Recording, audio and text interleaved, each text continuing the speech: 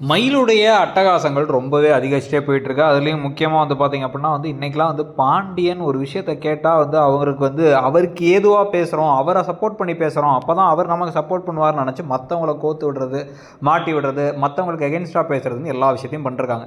இதனால் அந்த குடும்பத்தில் இருக்க எல்லாரும் ஒரு மாதிரி கேரக்டராகவும் இவங்க மட்டும் வேறு மாதிரி ஒரு கேரக்டராக இருக்கிற நிலமையில் இந்த கடுப்பும் கோபமும் ஏற்கனவே நம்ம பிள்ளைங்கள்லேருந்து நம்மள்ட்ட பிரிக்கிறாவ அப்படின்னு ஒரு ஆத்திரம் தங்கமயில் மேலே கோமதிக்கு இருக்குது. மீனாக்கும் ராஜிக்கும் ஓவராக நான் தான் நல்ல மருமகன் காமிக்கணும் நமக்கும் சேர்த்து ஒரு ப்ரெஷர் ஏற்றுறாங்கன்னா அவங்களுக்கு ஒரு கோபம் இருக்குது.